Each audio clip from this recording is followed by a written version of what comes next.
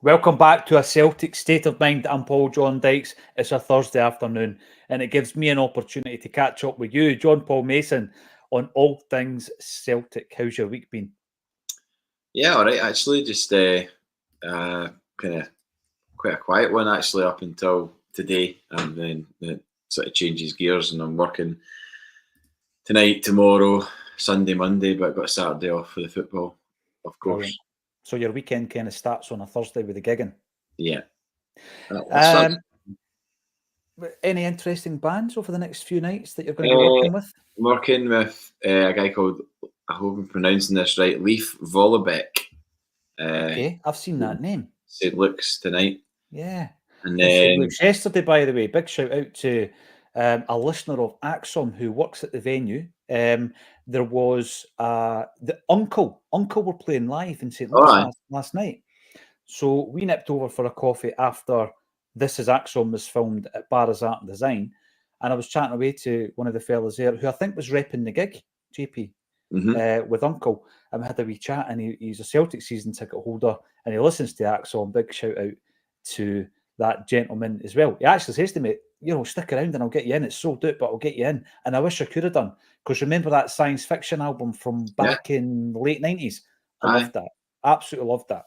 One of the last things that Mark Hollis from Talk Talk ever played on as well. He played on Rabbit in Your Headlights.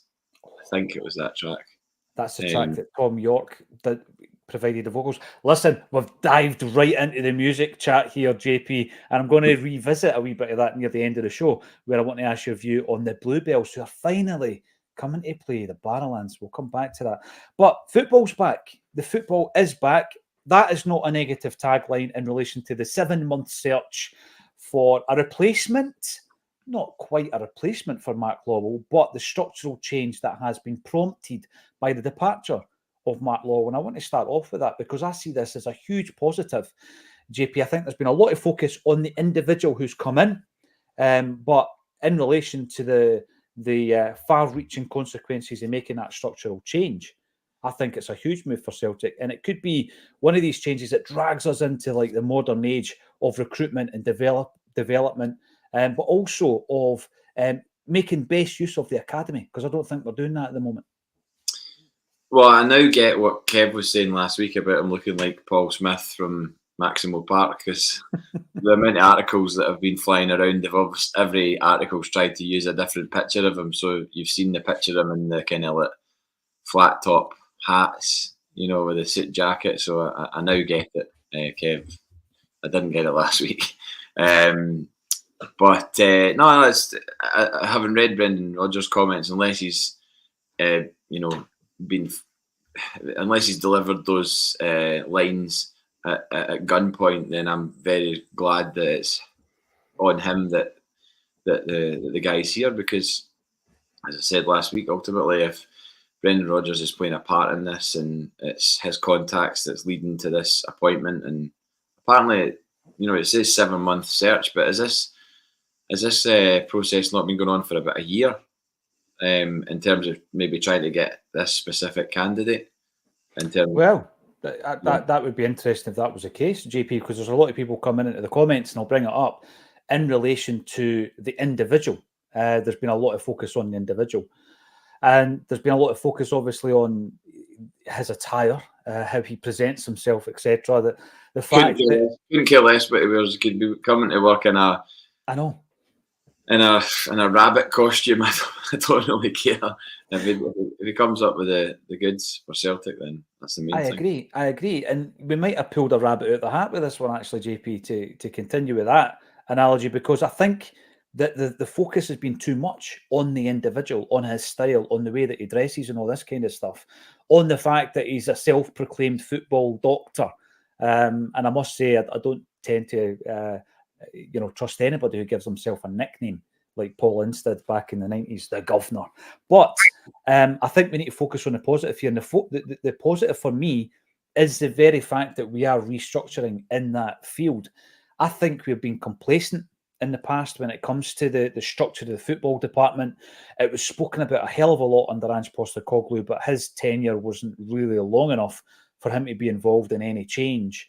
And because we were successful domestically at least, no one really focused on it. We've spoken about this so many times, JP.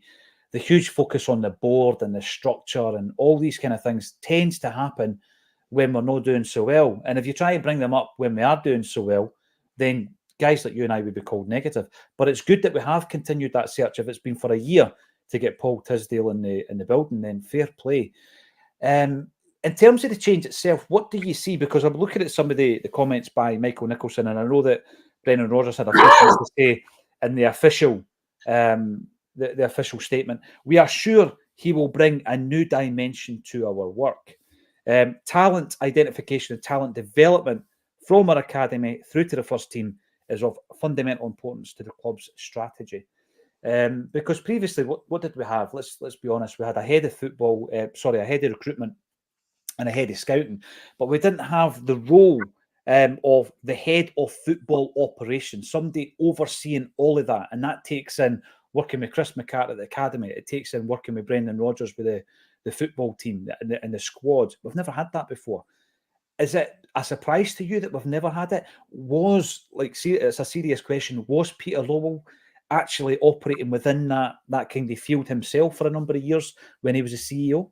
Well, I mean, I can't answer that question with any degree of certainty, but there's been plenty of observers and bloggers and all sorts of people who live and breathe Celtic who believe that to be the case. Sometimes I've heard it being said and been like, can he be? But then there's things that come out or things that happen that make you go, well, maybe he was meddling in that with absolutely no experience or authority. Well, he obviously has the authority as a CEO, but like he didn't have the acumen to do it properly. And how many times have we sat here and analysed the recruitment and figured out that it's like a 50-50 success rate? Yeah. If this guy can move the dial to 70% success over 50, then that would be a huge step forward in my opinion, because we did work it out, not like forensically, but roughly we worked it out that our hit rate was 50%, and for every signing that we make that's good, we make one that's bad, and not bad, but it doesn't work out.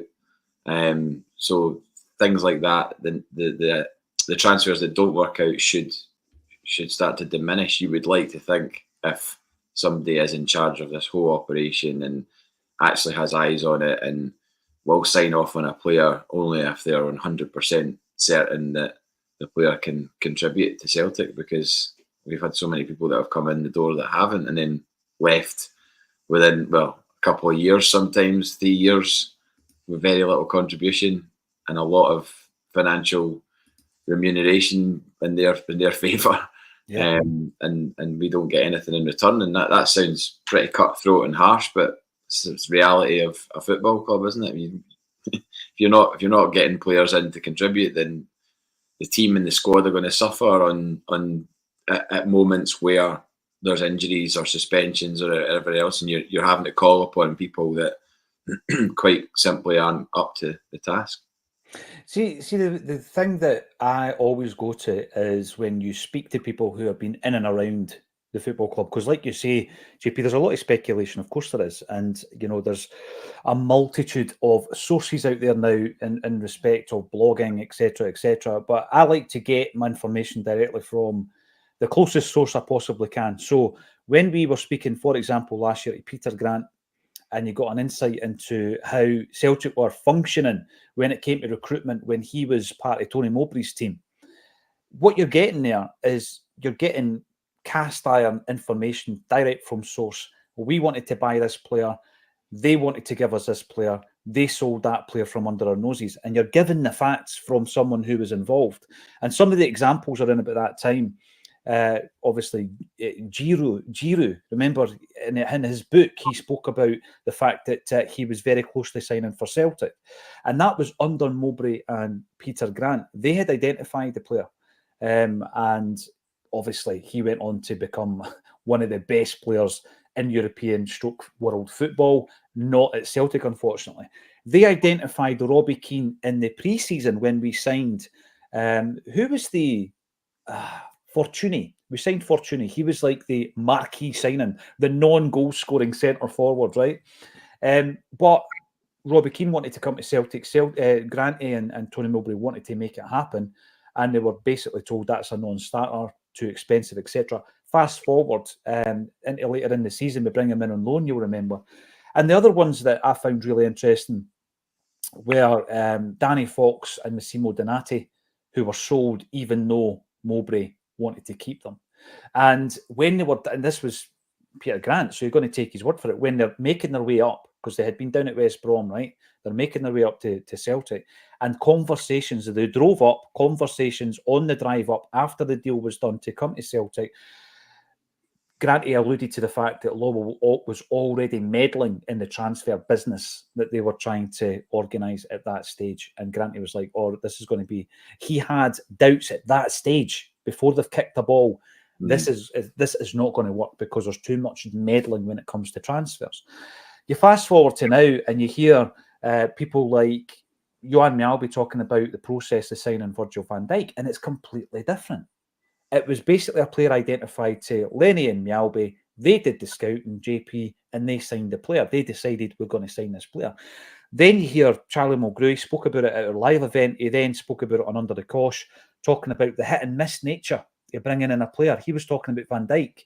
He says, you know, Van Dijk came in and he was brilliant, but it was a hit or a miss at that time, because for every Van Dijk, you had a Dirk Borigta, let's say, or Mohamed Bangura. So I just feel that it got to the point after that first transfer window under Brendan Rodgers' second time round where we had to tear it up and actually have a far more modern approach to this. And by the way, Tisdale might not even be the answer, but I think what the positive is that I'm taking from this is that the structure's changed. So even if Tisdale doesn't work out, we bring somebody else in and the structure's better than it was before. Yeah, and speaking of Charlie Mulgrew, I bumped into him last night outside my flat. JP, you're not going to believe this. I actually spoke to him this morning. He goes, I bumped into your big pal last night. I goes, who would that have been? He goes, oh, I can't remember his name. There he is, JP. He was going to pick his boy up from football training. Brilliant. And asking him about Gracie's, and he said he had a great night, and he said he's done a lot of those sort of nights, and the crowd were really good because he wasn't getting shouted at and heckled. He said it was actually worked out well with the game being on before, and obviously him covering the game, and then B1ing it down to join you in Gracie's. So I was just brilliant. I've agreed. I'll pay any speeding fines. We kind of agreed to that. You know what I mean? I crossed the road, and the next thing we were just standing right in front of each other. I was like, Charlie Mulgrew. Never met him before in my life, but then straight away said that I knew your good self. So that's tremendous, because seriously, in all honesty, I mentioned it this morning and I couldn't join up the dots. There you are, it's JP Mason. But no, I do find the structure is the most important part of this. I'm not getting too focused. I hope the new fella comes in and does brilliantly well, Paul Tisdale. I really do. But I think the most important thing I'm focusing on is the fact that we've made that structural change, JP, because it needs to be something that in 5-10 years' time is still there, rather than individuals. You know, you can't hang your coat on the individual. It needs to be the structure. The thing is, Brendan Rodgers has had recent experience of how Leicester City operate, and obviously came back to Celtic and initially was given it, oh, well, you know, it's great what they've done here. It's really different from the last time. But then I think maybe after a bit of analysis, he's probably changed his mind on that in terms of where we've been looking for players, etc. So he's obviously insisted, you would imagine, that something has to change. And if this is part of the change that's been instigated by Brendan Rodgers, then great. And I'm not really buying into the calibre of club that Paul Tisdale's been at previously. That doesn't really... If he's been successful in those roles, and obviously his managerial career maybe isn't something that can be held up as something great, but you know, he's obviously got something about him. There's no way Celtic are employing a guy like that with a role like this if he's not got what it takes to help us as a club going forward. The big thing is, by the way, big shout out to whoever drives the wagon round about your parts. That was half an hour earlier than usual. Going for the donuts. If you are indeed one of those coppers, drop a wee message in the comment section. The big thing is, we spent so much time talking about Matt Lawwell. And by the way, this isn't me for any officials listening into this particular episode. And the nepotism that was levied at that appointment. We've now gone, I think, left field on a completely different style of appointment. And there's still some negativity around it. And the big part of that, I think, JP, is almost discrediting him because of some of the clubs that he's previously worked with. I just think sometimes, and it's a completely different role, but sometimes we need to get a Matt O'Reilly at MK Dons, because if we don't, we never do. We sometimes need to get the individual at the point of their trajectory where they're gettable. You know, Paul Tisdale may do some stuff at Celtic, which means that he flies elsewhere, and you know, we're in the rear view mirror at that stage.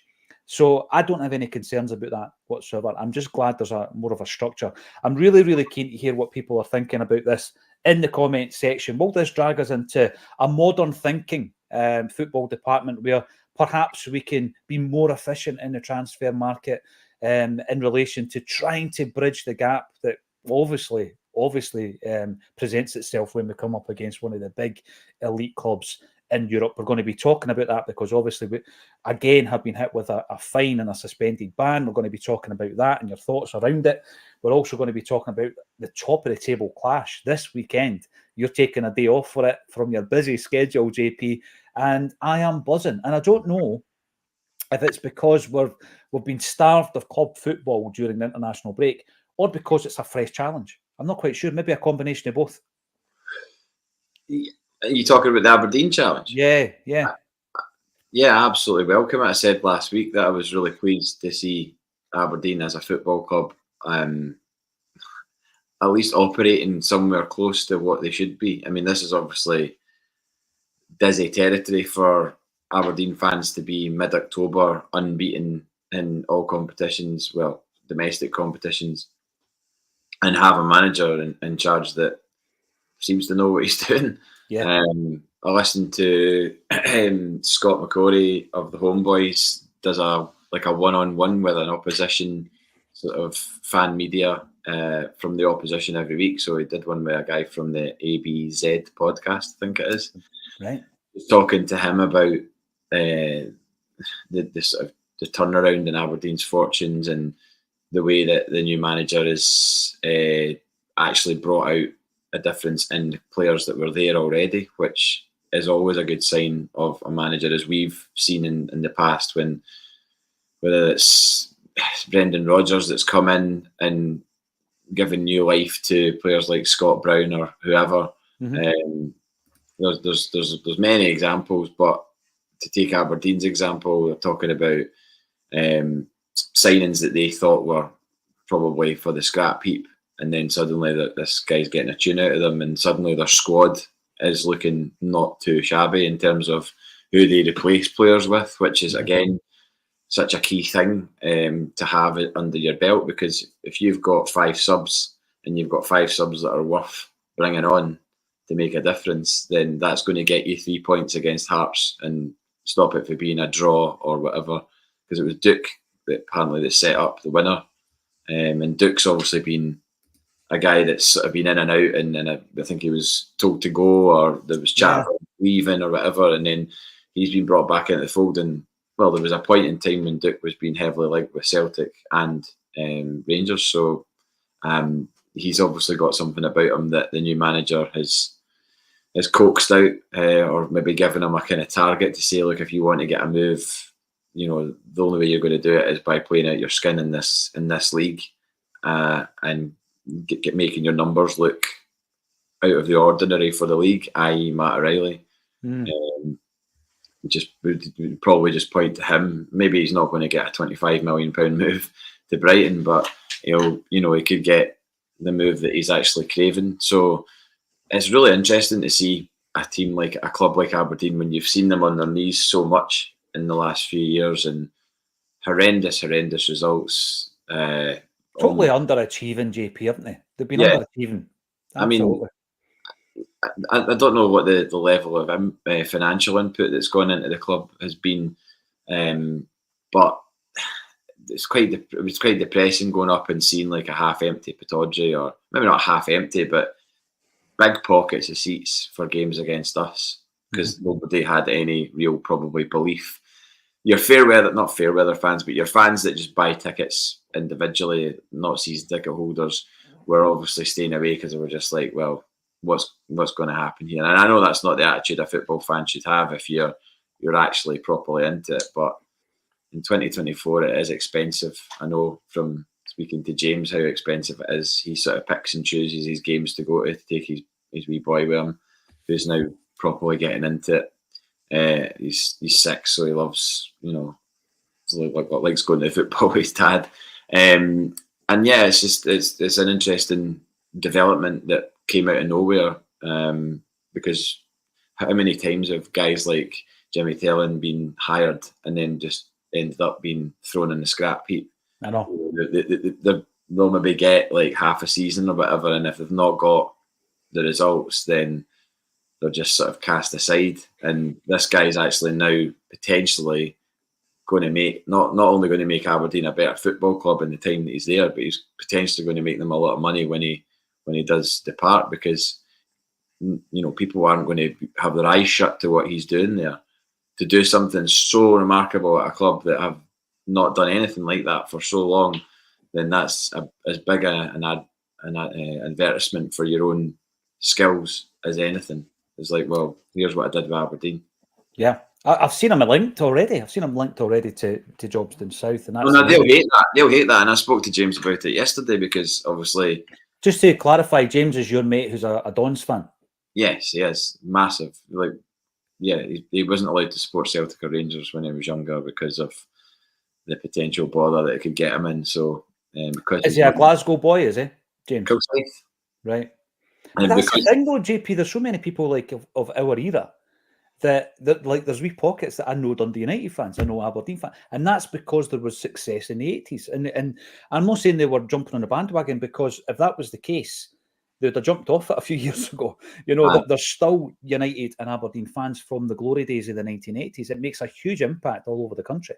Mm-hmm. Yeah, but we spoke about it yesterday and said, oh, if we could just hold on to him for like one more season after this one, then accept that he might go. And I said, well, it's exactly the same with us and Ange Postecoglou. You kind of knew that it was a crunch time when it came to the end of last season. He's won a double, he's won a treble. He's not got he's got less time left in his career than Jimmy Tellin has, so he couldn't really blame. I don't blame Ange Postecoglou for going to Spurs. People are now pointing at it and going, look, see what he left, and look at him now, and he's miserable and all the rest of it. It's just like, well, JP was always miserable. There is that. As if he was going to turn down the opportunity to manage Spurs. I mean, I know it's Celtic, and obviously we love Celtic. He wanted to be in that league. He wanted to get into the league. It wasn't. I mean, listen, he wasn't going to take charge of a club that were in the lower reaches of the division. But he wanted to, and you knew that. And the thing is, the Ange thing for me, I always think about a 3-season thing where it's like you go for a meal, JP, and you just, I just felt that he left before the dessert. I just wanted another course. I wanted something else from him, another season in Europe. However, you always got the sense that he had one eye, and the fact that he came to, I know that he had a brief spell in Greece, but he came to European football at a kind of more advanced stage of his managerial career, meant that I got the impression that, like the first opportunity he got, he was going to jump. I did get that impression, probably halfway through the second season. And by the way, it was also, and to go back to Tellin, I hope it is Tellin and not another pronunciation, because there's no going back. You were trying to convince me that what's his face, Kuhn was Kun, and it's definitely Nicholas Kuhn. It is. I mean, my German, I should have stuck in. Sorry, Mrs. Houston. I was terrible at German, but yeah, it's definitely Kuhn. But Tellin, according to your man that was on the Homeboys one-on-one podcast, they tried to get him initially and didn't get him, and they had to go back in. So whether or not there was interest from elsewhere, and Aberdeen were up against competition to get his his signature on the line to be the new manager. I don't know, but you'd think that Aberdeen haven't just done this in the dark, in the middle of the night. There's people will know of this guy, and he's obviously probably gone to Aberdeen in terms of thinking, right, well, if I do well with them, then that's going to open me up to potentially a job in England. It's cliched as anything to say that, but it's pretty obvious that that's 100%. Usually the way that people go. Well, I mean, listen, when was the last time the pundits down south were talking about Aberdeen? They're talking about them this season. Mm-hmm. They're talking about a title challenge. I mean, my point was that, you know, there's a way that a Scottish football club could approach this, and not every club, but an Aberdeen, Hibs, Hearts, not so much Dundee United. Now, if they got a lot of the behind the scenes stuff right, they could be a much better force, because I've always said this. I feel all the clubs I've mentioned there are basket cases. I mean, I remember going into the centenary season and Big Billy coming back. He was the 6th manager in the history of the football club, 100 years. Mm-hmm. And then you see these clubs are changing managers 2 or 3 times a season sometimes. So I just felt that if you got that appointment right, you got the recruitment right. What I would say is the basics, JP. Don't go for profile. I mean, the Neil Warnock thing was profile. It was a ridiculous appointment, right? Yeah. And the trade-off in that conversation, by the way, was that your man, the Aberdeen fan, wouldn't mention the Dortmund game if Scott didn't mention the Neil Warnock reign, if you can even call it that. What's worse? That's a debate in itself. What is worse? No, but I do think that one of these clubs, if they got that kind of element of it right, and it was a good point made a couple of days ago of your pal Alan Burrows. You've had a wee conversation with him on Twitter previously. I think he's gone into the football club, and that's what kind of surprised me about the Warnock, because I feel that Burrows is a very capable individual within a CEO role in Scottish football, and I thought that was a wee bit of a basket case move. This is far more in keeping with the kind of good work he did at Motherwell. And one thing I want to pick up on, actually, just a couple of days ago, I was off yesterday because we were in filming This Is Acsom with John Hartson. I'll come back to that as the show progresses. Last week, of course, you and Kevin ran the show on the Thursday because I was in with Rose Riley, and that's gone down a storm. She was a force of nature, absolutely brilliant guest. But one of the points that was made, and I didn't fully pick up on it, I've went away and considered it, was you're talking about a challenge to Celtic, but the minute you get a challenge, you throw the toys out the pram. And I was saying, I don't think that's right. I think the reaction to what happened the season we didn't win the 10 in a row, and the reaction last season when we were so poor, was more of a reaction to how bad we were, rather than the fact we were getting a challenge, JP. We weren't playing good football in either of the 2 seasons at the time that we had the discussions on here about what's wrong, why is this person not performing, why there seems to be a poor energy in and amongst the squad. Thankfully, Brendan Rodgers turned it round.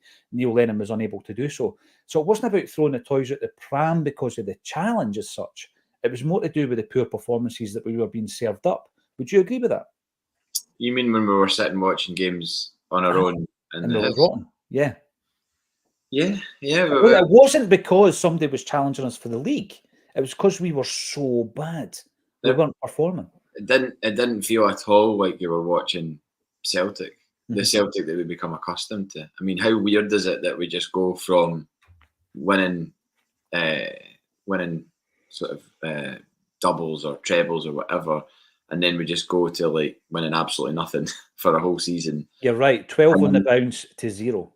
And then you get back in the following season, and despite the upheaval, we play our way through the initial couple of months of that first season under Ange, play our way through difficult results away to Livingston, away to Rangers at Ibrox, going out of the Champions League, all huge blows that would that team the previous season have been able to cope with that? No, would they probably just kept fragmenting as you got towards January.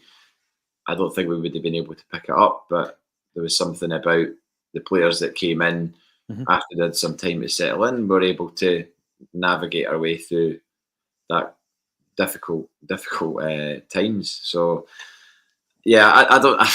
It wasn't the fact that there was a challenge, whether it was from them or whoever. It was just the fact that we did seem to just completely and utterly we'd been going along a path that was, at a steady pace, and we just yanked the wheel and went off into, the wilderness, turbulent territory. Yeah, the big thing I always remember actually during that, the one thing, it's strange how things stick in your mind. I probably blotted a lot of it out. Some of the things that sitting here remember from that particular season under Neil Lennon was Ayeti missing a sitter against Ross County and turning around with a big smile on his face. It was against Livingston one night we were playing, and we had a throw-in on the right-hand side. Might have been Tony Ralston that took the throw-in, and three midfielders all ran towards him for the ball, almost bumping into each other. And I just thought there's no coordination at this team. We're not in the groove at all when it comes to everybody pulling in the same direction. So the point is, though, that there seems to have been this narrative that if you don't win, you throw the toys out the pram, and you throw sharks at the team burst and all that. That was nothing to do with a challenge. That was because we were so bad. And for reasons unknown to us, like you say, JP, you win 4 trebles on a bounce, and all of a sudden you're looking at that team and there's no cohesion. You're looking at Ryan Christie scalping the ball over the bar and almost shrugging, then scoring a goal and not celebrating. And you're thinking, there's something wrong here. That was more of the issue that we had with that team. Then last season, similarly, it wasn't because Rangers were challenging us for the league. It's because we were watching games of football and we were absolutely rotten. And there was that lack of energy. The 2-0 game against Hearts at home. Because our recruitment had been so bad in the summer. Yeah. So it's more to do with our own deficiencies than the challenge of an up-and-coming side. Like this season, Aberdeen, I absolutely welcome that. And I see no negative in that. I think that it's going to keep us on our toes. It means that there's no margin for error. It's by no means a gift. I think like I heard Kev on Monday just going, wonder how we'll feel at 5 o'clock on Saturday when we've scalped them 4-0. And I'm like, Kev, don't say that. Don't say that. That is not. I mean, he's dismissing the Aberdeen challenge right this minute. But obviously, when it comes up and bites him in the rear end on Saturday, that might change. But I'm by no means. I'm completely respecting the fact that a team is on the same level of points as us in mid-October. And again, going back to the Homeboys podcast, your man was saying, maybe the fixtures have been kind in terms of what we've negotiated so far, and this is the first big test for his side. But ultimately, you've got to play all the same teams at some point, and they've amassed the points total that they've got from that, and you could quite easily have dropped points against Hearts at home, given the way that game went. But they didn't. They obviously they had something to fight for, and if we're sitting at 1-0 to Celtic on Saturday with half an hour to go, you try to tell me they're not going to throw everything at us to try and get a draw or even win. So it's up to us to really go hell for leather straight from kickoff. There can't be any sort of feeling our way into the game, or you don't want Brendan Rodgers talking about it at full time going, didn't really feel we were there. We were at it in the first half. We need to be at it in the first half. Exactly. The margins, this is the thing, JP, that you're talking about. That Hearts game you spoke about, that they came back in a 1-2-1. If we win that game against anybody, because obviously we've been tight against Ross County. Mm-hmm. You win that game, after the match, we're talking about that's title winning mentality. That, we've not been great, we've not been at it, but we won the game. Mm-hmm. So Aberdeen will get that confidence, and that the team will be galvanised from a different type of challenge. You've just got to look at your man Jimmy, right? 13 games in charge of Aberdeen, 13 wins. Now, the flip side of the Aberdeen representative on that pod is that people might even say, where's his challenge been in terms of the fixtures that he's played? Because some of the games within the 13 were, the early rounds of the League Cup, for example. Mm-hmm. I get all that. But momentum is huge in football, isn't it? And the confidence that team will have is going to be massive. But I just think that what this has brought to my mind after the comment, and it's fine, absolutely make the comment a couple of days ago saying, you've got to talk about a chance, but then you throw your toys at the pram.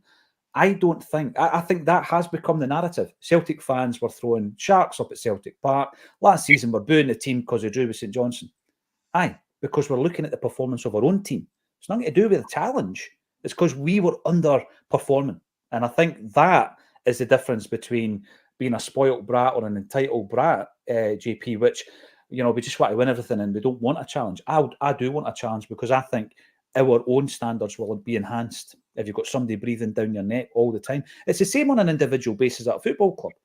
If you're Greg Taylor last season, where's your challenge for the jersey? There isn't one. There is no challenge. Bernabé's away to Brazil, you know.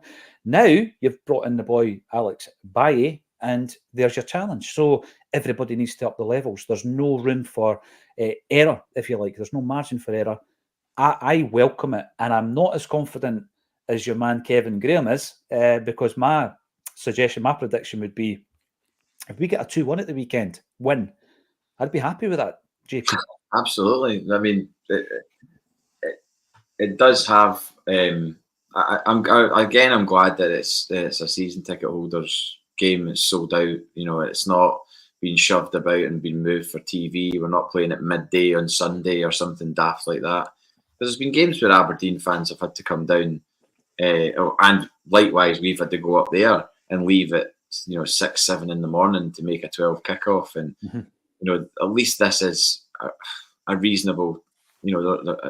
Their Saturday's not absolutely annihilated. I mean, if they're coming to the game, they're obviously coming to the game, and that's what they're doing with their day. But they don't have to get up at crazy o'clock to come for a 3 o'clock kickoff. And the fact that it's a title, not a title, a top of the table game, has just come about because of circumstances. No one could have possibly thought that this fixture would have carried the weight that it's currently going to carry on Saturday. But yeah, I don't know. Have you heard anything about Carter Vickers being back? Because I've not. No, I was kind of pinning all my hopes on the Friday press conference revealing whether or not he's fit. I remember that Brendan said he would be. The reason I think he's fit is Brendan said that he will be available after the international break. Yeah. But again, something that John, sometimes you talk to people in football and they say something really obvious that you've not considered, JP. And Big Hartson said that yesterday, Big John said that yesterday, and I'm going to get to that as well in relation to the style of player that has been purchased by Ange Postecoglou. God knows who he's buying. I don't pay attention. Brendan Rodgers this season, and it's a good point, and I'm going to throw it out there. So let us know some of the points to discuss in the comment section. Will the appointment of Paul Tisdale be a forward move in terms of Celtic dragging the recruitment strategy and everything else into the 21st century? In relation to Aberdeen, is it a real challenge? Let us know. Or are they challenging for second? Is it a race for second best? Let us know in the comment section. And let's bring up some of the views. Monty, you're on. We've got 700 live here on the Thursday afternoon. Give us a big thumbs up and comment as much as you possibly can. Get involved. I'm not sure, PJ. I feel we should have given this role to Martin O'Neill. Now, I'm a massive fan of Martin O'Neill. I'm an even bigger fan of him, having done a couple of events that you have attended as well, JP, to know that not only was he fantastic at his job, he's just a fantastic human being who's great crack, very, very, into what you're saying. He's not just looking over your shoulder to speak to somebody else. If you're talking to him, and I'm pretty sure you spoke to him about music, he loves his music, he loves his movies, he loves his true crime, and of course, his football tales are unrivaled. But whether or not he would be the right man for his job, I'm not so sure. Let us know in the comments if you agree or disagree. I threw out the recruitment thing the other week. I got loads of stick for it when I was reading out Neil Lennon's record when he was in charge at Celtic. And I guess a lot of people are saying, but how big a part did Neil Lennon play in all these signings? Well, I mean, I used the Van Dijk example. There was players, obviously, that Neil Lennon was responsible for. How would it be received? A Neil Lennon coming back, a Martin O'Neill coming back. You're getting back to that favouritism, old boys thing. I think that would be the reaction, JP. What do you reckon? In the main, probably. I think it's a romantic idea. Of course it is. You love the fact that Martin O'Neill is connected forever to our football club. Just the same way as Alex Ferguson's connected to Manchester United, although... Did they bin him during the week?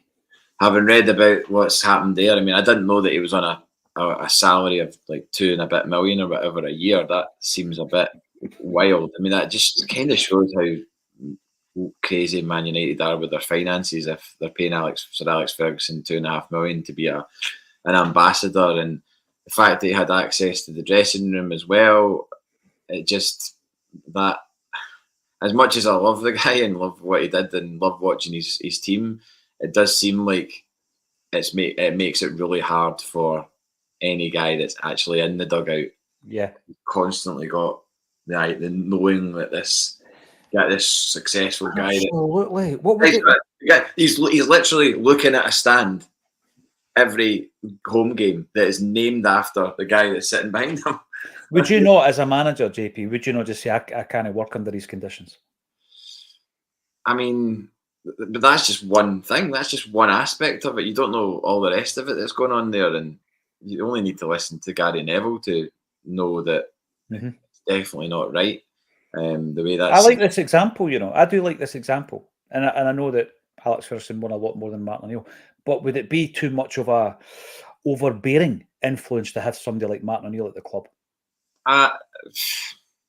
He's so big within Celtic. I would prefer that it's just left as and his legacy's intact, because we saw what happened when Kenny Dalglish came back. Kenny Dalglish is sort of he shouldn't be, but it's slightly tainted in the eyes of people when he's associated with people of a certain age to that season, even though he won as a trophy out of nothing.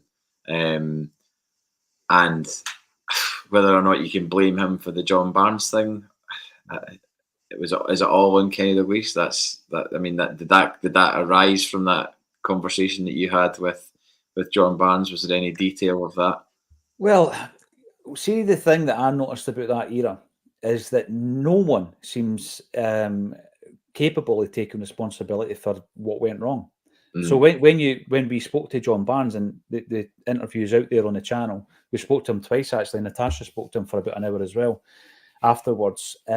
He will not take responsibility for things like signing Raphael Scheidt.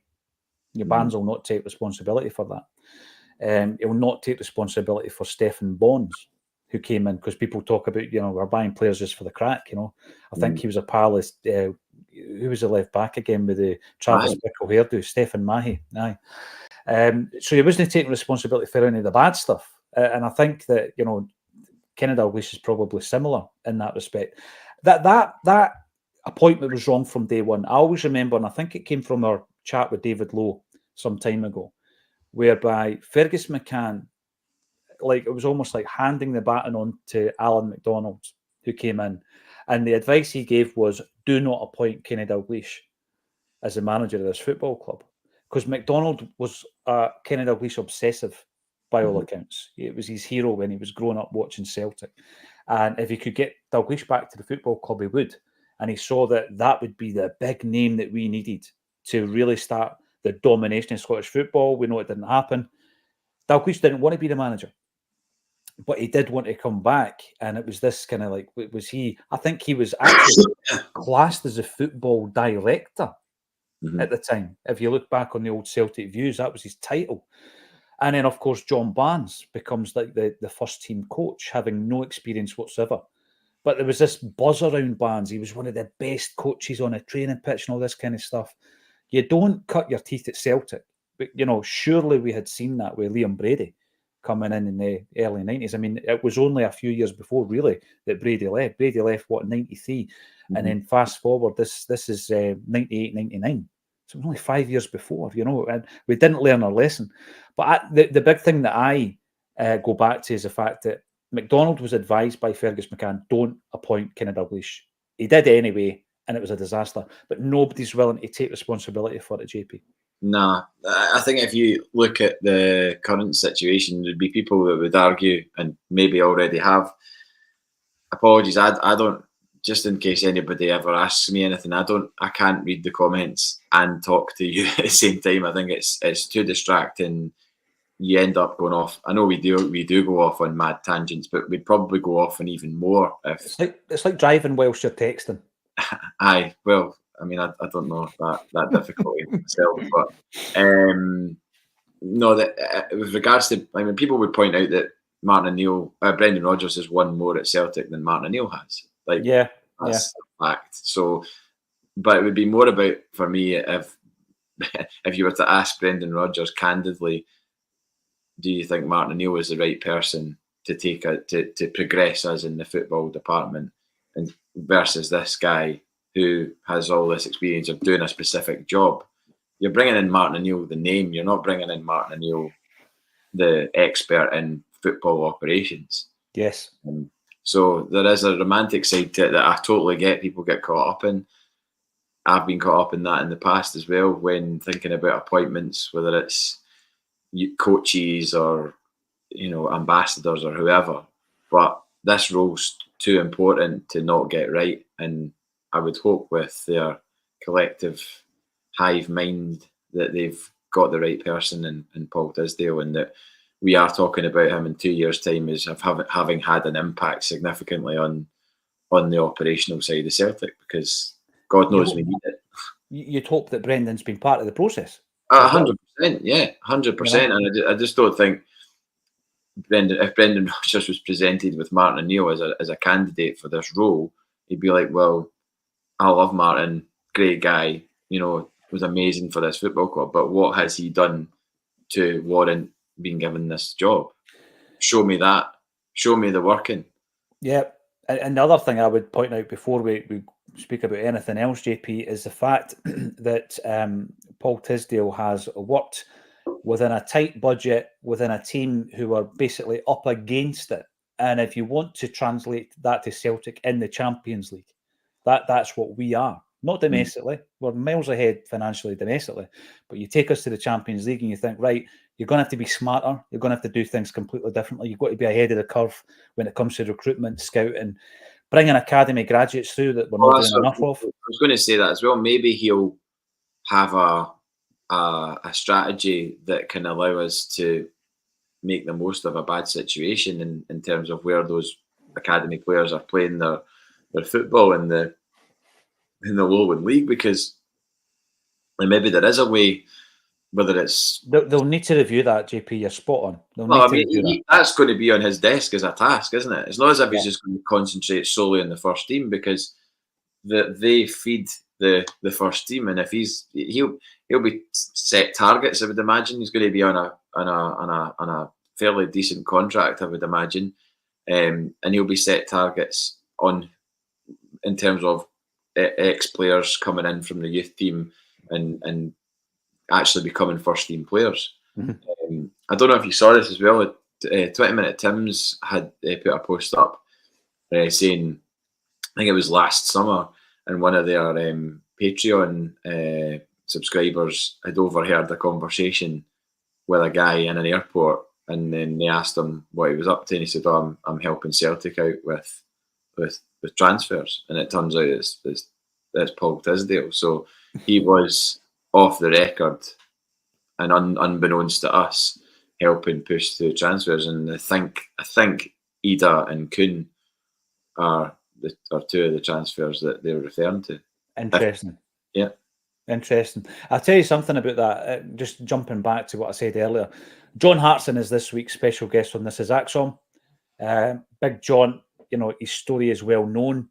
When I go into these interview scenarios, because it's more of a discussion than an interview, that's the whole idea of the show, JP. I don't want to try and get all the funnies and then clip them all up and fire them all out, because everybody's heard the same stories, and it gets to that point, I think, where some of them will obviously keep into the discussion, but that isn't the template I go in with. So I was looking at Big John's career. Everybody knows what he achieved, but like, instead of, when you're talking to John Hartson about West Ham, instead of trying to get the story on kicking Berkovic in the face, which everybody's heard, why not talk about the influence of Harry Redknapp on his football career? Why not talk about the clutchy young players that were coming through at West Ham at that time? An unbelievable tranche of talent coming through. The fact he was the record signing for... He was Britain's most expensive teenager when he signs for Arsenal at 2.5. When he goes to West Ham, he's their record signing. When he goes to Wimbledon, he's their record signing. When he comes to Celtic, he is up there as a record signing alongside Chris Sutton. So talking about all that kind of stuff, the pressure that puts on a young kid, looking back with hindsight, now that he's a older guy in middle age, looking back and thinking, Is there anything you can do to young guys to give their head a wobble and all this kind of stuff? Great conversation. But one thing he said to us was in terms of the signing policy and this thing that we keep talking about on here, JP, about, we lack physicality. And you think, well, what does that mean? Right? Because I think when I started talking to Alan Morrison about that, I'm thinking midfielder physicality equals Victor Wanyama. And that was the kind of idea I had in my mind, right? Up top physicality, John Hartson. He's a big physical player. And that's what I thought. And what Alan was saying to me is, yes, however, they need to be able to play. And that's where you've got your Army Engels style with the technical ability plus the physicality is what we're looking for. And the point John made yesterday was, if you look at the signings that you can attribute to Brendan Rodgers having his fingerprints on, Adam Ida, Kasper Schmeichel, Austin Trusty, Arnie Engels, and there's others. Obviously, Alex Valle, I think there's physical development to go there. But if you look at those four players, goalie, centre-half, centre-mid, centre-forward, all with a physical prowess that I think we've been lacking in Europe, JP. But that's only four players, and we probably need 8 or 9 players, maybe 11 players like that. And you compare that to some of the guys who struggle at that level. I mean, Greg Taylor, it's not a Greg Taylor bashing session by any means, but he's a guy that's always identified, isn't he? He struggles at that level. Why? Some people have said to me on here, Callum McGregor didn't play well, etc. Oh, he's not got physical attributes. So I saw the first tweet just this morning talking about Callum McGregor. It was obviously from a Rangers fan. Scotland looks so much better without Callum McGregor. Oh, there you go. Wow, typical. Really? Typical. I don't know if he was doing it for bites or whatever, probably, but I just saw it and went, geez, seriously. You can. Some people make a career of just fishing on social media, JP. However, the point that John made yesterday was that he already thinks that that's changed. That the type of profile we're looking for has already changed, and he used that as an example. Schmeichel at the back, Trusty, Engels, Ida. These guys, they do have the physical prowess that you need in European competition. Obviously, the flip side of that is we still got to beat 7-1, but it takes maybe more than 4 players of that ilk to see the impression. And speaking of Engels as well, pretty big spotlight on him to have a really good game on Saturday. Mm-hmm. I mean, you can allow an off performance at an away game in Dingwall with a midday kickoff when you've just come back from Germany having been absolutely horsed. I don't think most of the team were not exactly firing on all cylinders for the majority of that game. But I mean, Saturday's game is one of the exact reasons we spent £11 million on a player like Arnie Engels, because you're going to turn to him and be like, right, this is our nearest challengers right now. You need to produce the goods. So, speaking about 5 o'clock on Saturday and how we're all feeling, it would be interesting what people's rating of Engels is after 90 minutes or less on Saturday's game, because it does kind of need to give us a performance on Saturday. We need a player like him to really give us an 8 or a 9 out of 10. Too right. In order to give us the best chance of getting a result.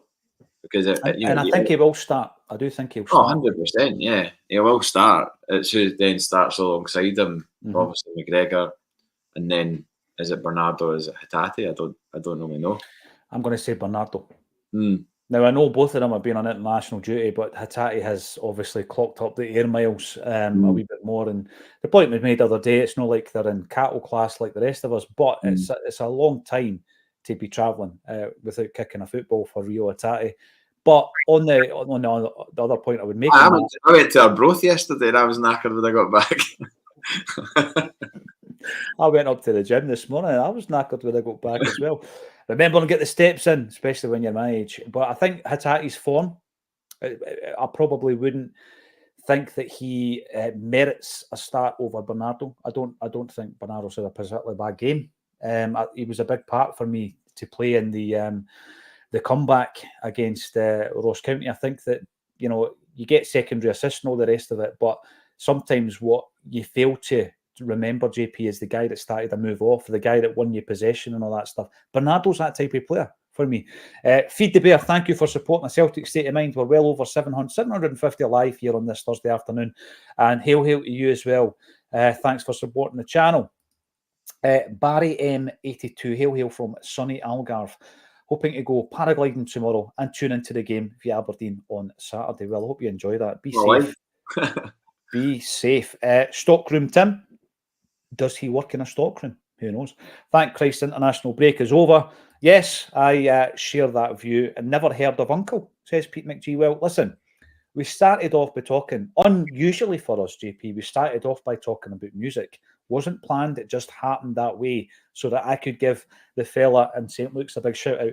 Uncle, to be honest, the time that I got became aware of them rather was when they started collaborating with probably what you would describe as indie or rock artists like Tom York, Badly John Boy, Richard Ashcroft, Ian Brown, and they released an album back in the 90s, 1998, but it was James Lavelle and DJ Shadow, Science Fiction. Go and check it out. They've released loads of other albums, and DJ Shadow's no longer involved, but cracking band. And by the way, you could hear them sound checking and all that, JP. Next door. I don't know why that thumb's just appeared. You could hear them sound checking, and I was tempted, but it was getting a wee bit late. I like to be in before dark. Stuart Ramsey, afternoon Acsom, and all my fellow Tims, hail, hail. Whose drum kit's that, Stuart? Do you play the drums? And Tony. David Letterman. You know that David Letterman at the end, whenever a live band had played in the studio, he'd walk over and speak to them in the kind of outro, and he would always go up to the drummer and go, "Are those your drums?" No way. There's a compilation on YouTube of him asking. I did not know a million drummers if that was their kit. So that sounded like I was coming across all Letterman there. Sorry, that was a complete coincidence. Paul Tisdale, for how long will he be at Celtic? Tony, it's the same as everything else. You hope that they see out the project, but if it's not working out well, then he'll leave sooner. If it's working out particularly well, he might leave sooner.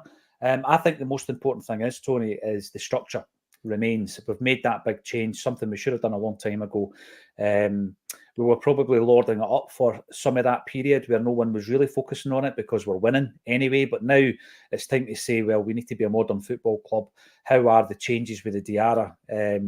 The case law with Diarra in relation to his contract. How's that going to change the buying and selling of players, financial fair play? We need to be efficient. And I think, your structure of your football club has to come into that.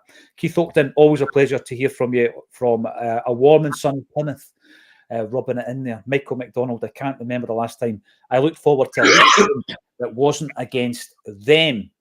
It's good to have a wee bit of competition. I agree. Right, one other thing I was going to bring up, JP, right, before we talk about the Bluebells, is Aidan McGeady has announced his retirement from football at the age of 38. He is a player that made over 200, in my calculations, if my calculations are correct, over 250 appearances for Celtic.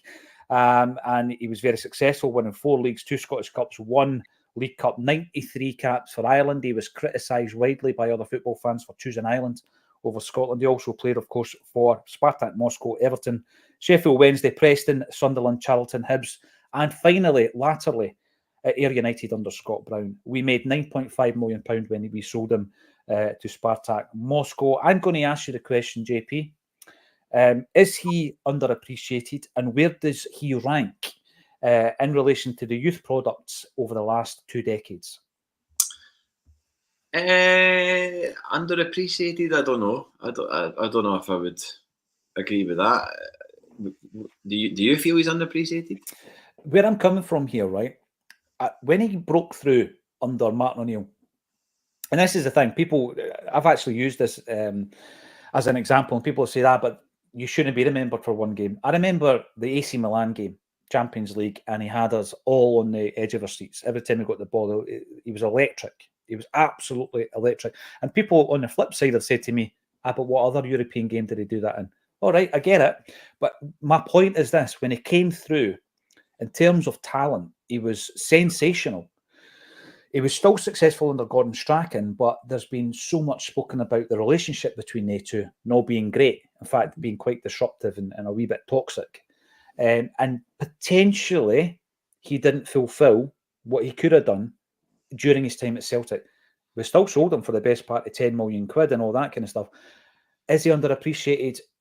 I think a wee bit. I do think a wee bit. Because he's a youth player, because he came through the youth and we didn't sign him. No, well, sometimes there's an element of that. I think Aidan McGeady, under the right stewardship, could have done so much more. And when you talk to Charlie Mulgrew, who came through the ranks with him, he talks about the two of them being part of Celtic sides that go all over Europe as youth players, JP, and they're playing against all the top sides in European football. And every time they went, the player of the tournament was Aidan McGeady. Apparently, the guy, everybody was up talking to him. Everybody wanted to sign him. The guy was sensation.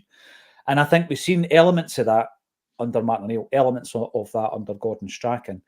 But I don't think he fulfilled.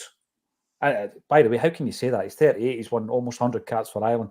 I'm not sure he fulfilled the potential at Celtic that he could have done. Well, maybe a different manager in a different time.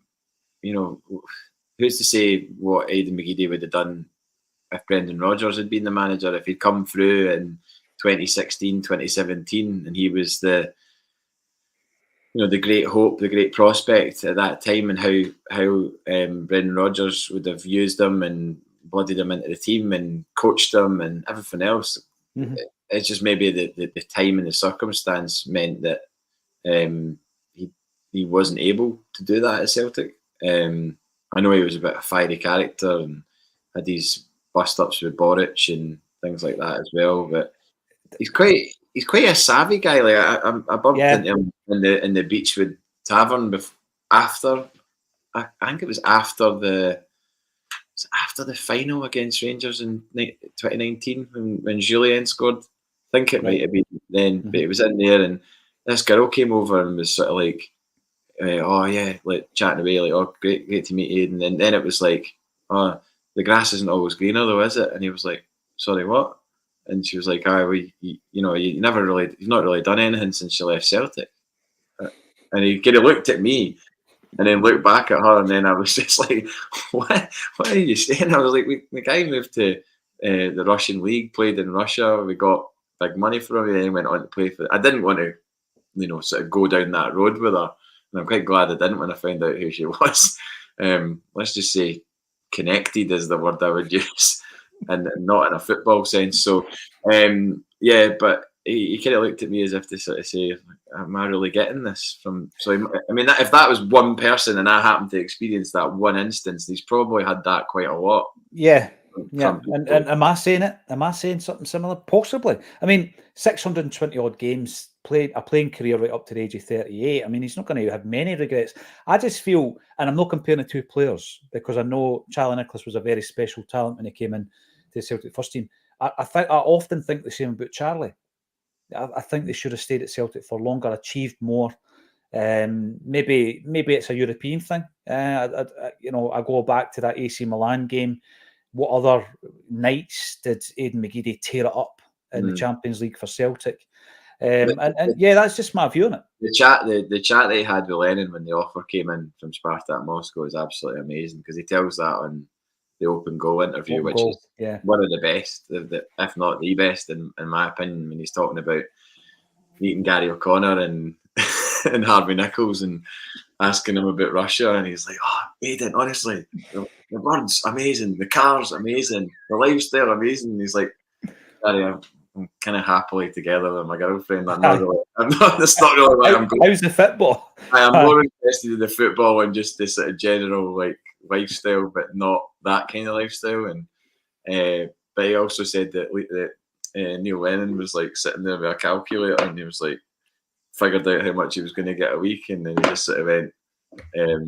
He just sort of held the calculator up and said, "This is what you're going to earn a week."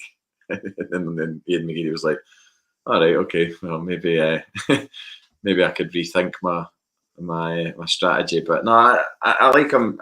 Listening to him as a pundit as well, he's quite dry. You know that he's a Celtic fan, and you know that he's in there, and it's not like James McFadden where it's a bit is he or isn't he? Like Aidan McGeady is a Celtic fan, so when he's talking about Celtic, he's talking about it from quite an intelligent viewpoint, I think. Right, here's maybe another way to put it then, JP, because I'm not sure you're convinced with my argument. Is he regarded as a Celtic great? Because I think he had the potential, I think he had the ability to be a Celtic great. Is he regarded as one? Probably not. Yeah, I think that's what it is. I think that's what it is. Yeah, and again, I'll ask the question: where does he rank? I mean, I don't have a rank structure. I'm just thinking out loud in terms of youth products in the last 20 years. So what you got: Kieran Tierney, Callum McGregor, Jamesy Forrest, Sean Maloney would come into that category. McGeady's up there. For me. Yeah, absolutely, it's up there. Yeah, I mean, you can't say otherwise. I mean, it was unbelievably skillful, and again here in the background to him making his debut at Tynecastle and scoring and not realising that he'd scored because it was a delay in hearing the Celtic end erupt. So the ball goes in the net, and then there's like that 1 second or 2 second delay, and you're looking round, and then he realises that the Celtic end are way up the other side. I mean, what an amazing feeling that must have been to score. And then he only found out he was playing because O'Neill had the team written down on a bit of paper, and he just hadn't told anybody, and then walked in and then read out the team, and McGeady was on the bench, and he didn't know that was going to happen. It was the genius of Martin O'Neill. Like nobody knows they're playing until the day of the game. No, and again, for me, I use the word great in the knowledge that it's a debate. People can say yes, this player was a great, this player wasn't a great. Ian Roy comes in to say excellent player, but can't fall into the great category. Now, Danny Boy shares the views of a lot of commenters and Celtic supporters when he says, if you think McGeady was class, you've never seen real class. And I look at him and I think, well, I don't know, that's maybe a bit harsh, but I don't think he fulfilled his potential. I think he was good enough to be a Celtic great. And maybe because he left a wee bit earlier, I think he was 5 or 6 seasons at the football club. But he'll never be regarded as that. But for me, he's up there within the top 5 of Celtic youth products in the last 2 decades. Obviously, Tony Ralston's the top, but he's up there in the top 5. I mean, I don't know. I didn't watch the Scotland game the other night, but my mate Scott did, and he might have even been there. And he said, "I've given Ralston plenty of stick since he's come into the Scotland team, but he was my man of the match the other night." And that's Scott, a Livingston fan, you know, who's just says what he sees. And I said that Ralston was his man of the match, so that was a begrudging praise for Tony Ralston. I just loved the moment. Everybody's seen it where your man Ronaldo's giving it all, that throwing up his arms. Ralston, the bricky, just walks over, shakes his hand, and as if you're just another player. I loved that. And the thing with Ralston, which I found absolutely bizarre, he is now in his 10th season of playing first-team football for Celtic, albeit in season 1 he makes 1 appearance. He's made appearances in every one of those 10 seasons, JP, including this season. And he has gone out to Queen's Park, Dundee United and St Johnstone during 3 of the campaigns. He's now a first-team player for 10 seasons and he's played 106 games. And I mean, you know, low maintenance, 25-year-old, turns up for Scotland. He'll travel the world and get a game. I think these guys are crucial to a squad, and I'm glad that he was getting good praise for his performance the other night. As always, JP, it's been an absolute pleasure. But before you go, something caught my attention during the week there, that the Bluebells announced they were playing at the Barras, and I was astonished. Maybe I'm not an aficionado of the band, but I was astonished that they'd never played the Barras before. Wow. I mean, they've been around for years, haven't they? 40 years. Sometimes venues, they pass you by and you're not, it's not the right time to do it. And they've obviously decided that now is the right time to do it. And it's part of Celtic Connections as well, which is usually a reason to sort of, if you're ever going to set your sights a little bit higher on a venue, and you maybe think, because of the amount of people that come to Glasgow in January for Celtic Connections, it's unbelievable. And that